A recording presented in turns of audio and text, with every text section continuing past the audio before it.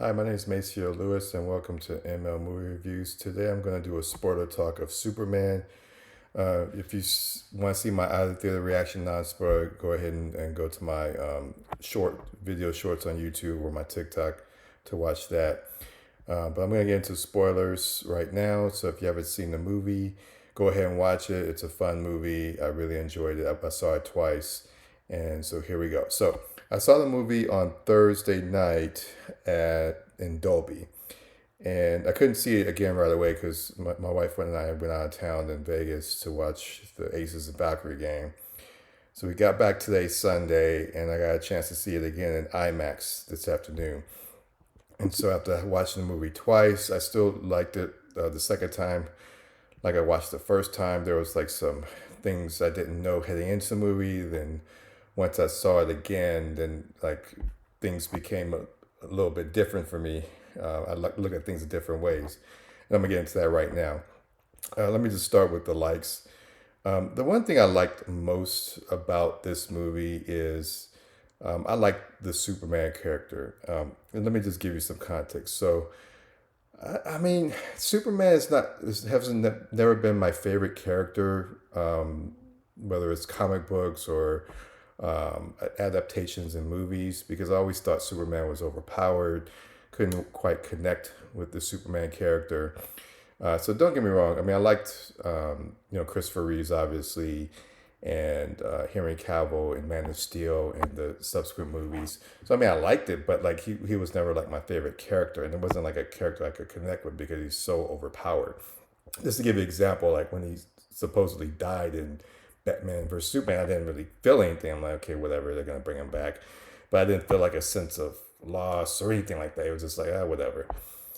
This movie made me feel for Superman because of his humanity, because of his flaws, his vulnerability, his emotions. I mean, those are the type of things that really, you know, caused me to feel for this character, played by obviously David Cornswet. And so I really like this version of Superman, and that's what.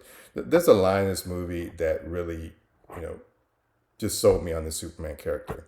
And the line I'm talking about is so they find out that there's a message that's released, basically saying that Superman's Kryptonian parents basically want him to rule over Earth.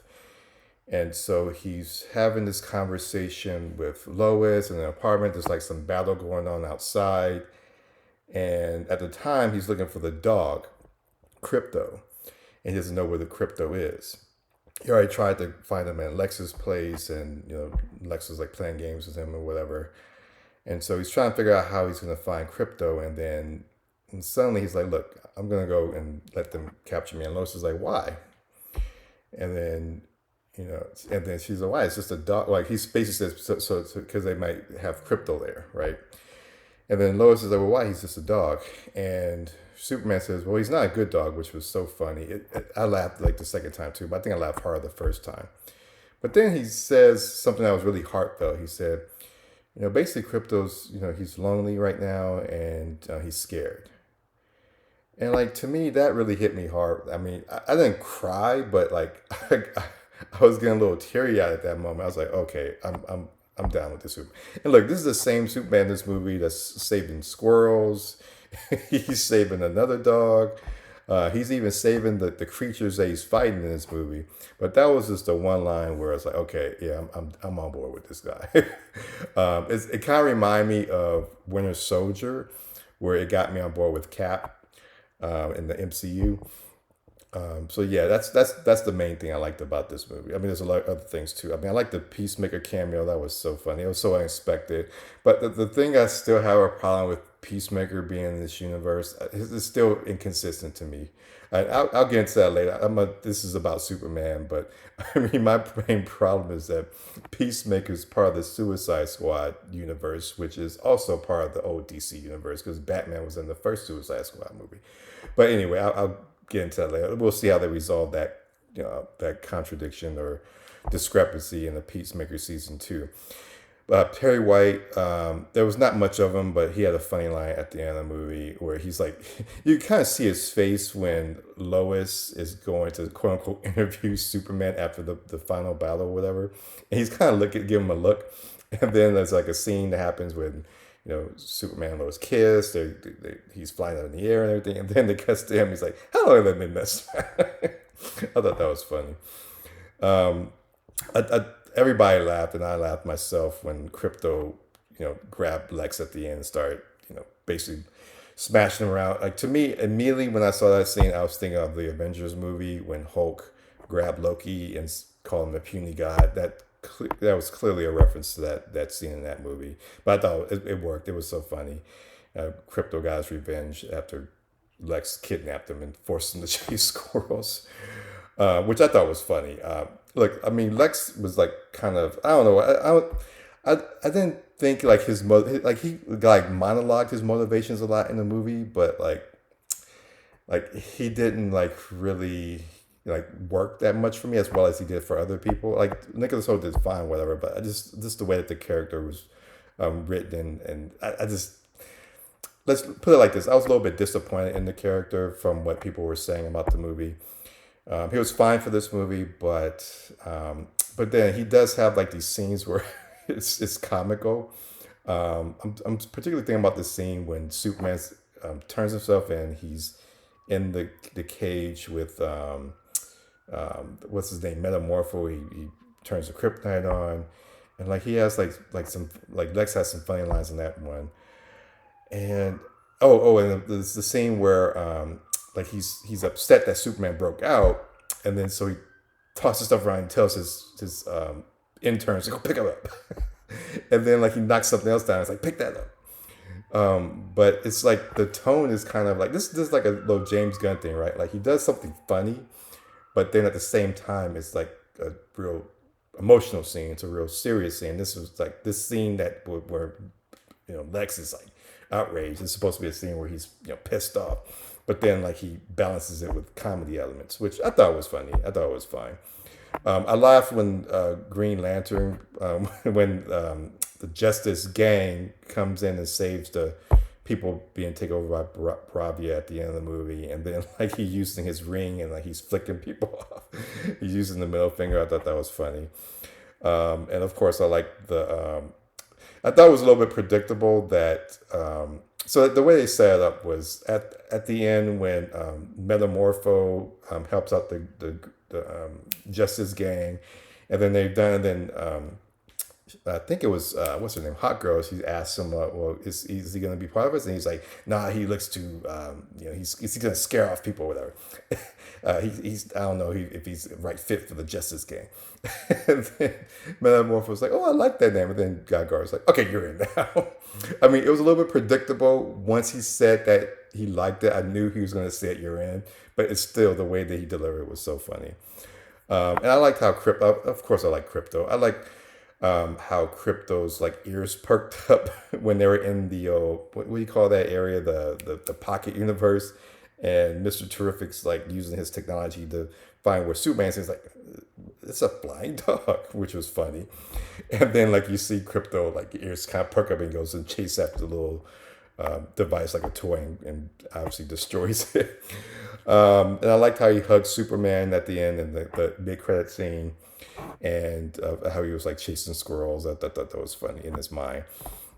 So some of the other lines I liked, I like Pa Kent's line when he said he says something. I'm paraphrasing, but he says something to the effect where the news came out where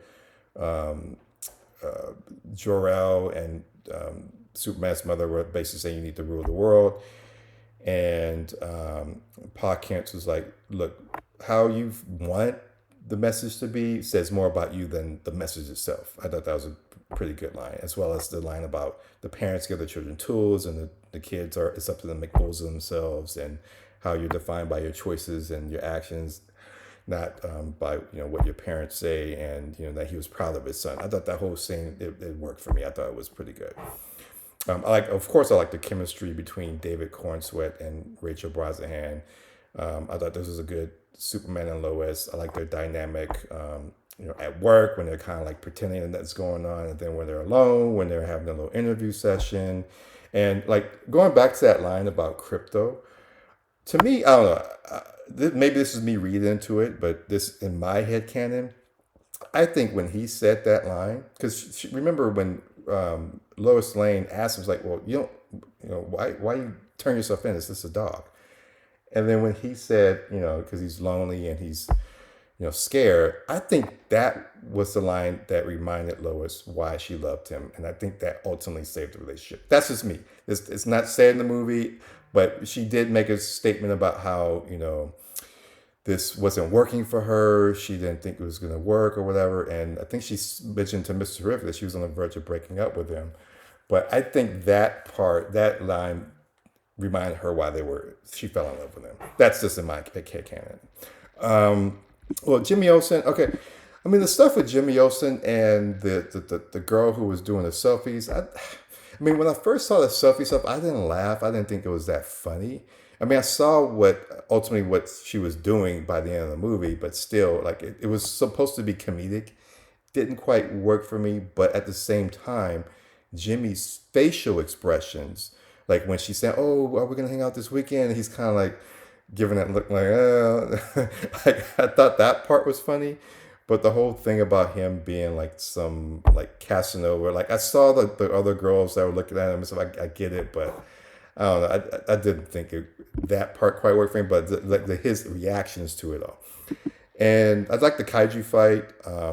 Obviously, like he's like saving like other creatures, like the squirrel and the dog that he's about to step on. He saves them, and then he's even trying to save the kaiju creature, which is why it's taking him so long to fight it. I mean, he could have taken them out easily, but he's trying to figure out how to take it to like some intergalactic zoo or something. So I thought that was good. Some of the dislikes. So I was a little bit confused about Metamorpho's powers, because Luther dropped the line. He said he can make anything, right? So I'm like, okay, well, why don't you make a substance that can break through this glass, right? And then also, so there was I don't know the guy's name, but it was like, let's call him the dude, right? Who was holding Metamorpho's kid hostage, like in a cell across from him.